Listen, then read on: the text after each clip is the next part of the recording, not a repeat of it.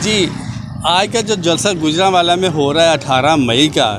جو بول رہے ہیں کہ گجرانوالہ کی تاریخ ہے، وہ کتنا کامیاب ہوگا آپ کے نظریے میں؟ وہ ابھی مجھے ایک دوست نے اطلاع دیا، ایک انفارمیشن دیا کہ گجرانوالہ کا جلسہ بہت زیادہ کامیاب ہونے کی توقع کی جا رہی ہے۔ مریدکے میں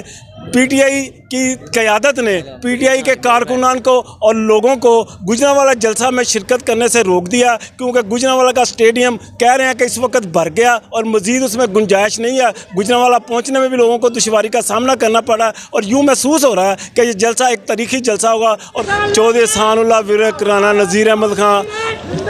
اور کاموں کے جتنی بھی پی ٹی آئی کی قیادت ہے، اپنے طور پر بھرپور طریقے سے یہ تیاریاں کر رہی ہے۔ اور جس طرح کا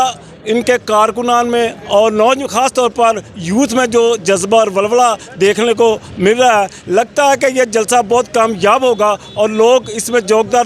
شریک ہوں گے۔ اور جس طرح کے امپورٹڈ حکومت نامنظور کا ایک کام چلا ہے، ایک نعرہ چلا ہے، اس کو بہت زیادہ لوگوں نے پسند کیا، عوام میں اس کو بھرپور پذیرائی مل رہی ہے اور لوگ جوگ امپورٹڈ حکومت نامنظور کے لیے کوشاں ہو گئے ہیں اور عملی طور پر کوشش شروع کر دی ہے کہ اس حکومت سے نجات دلیں۔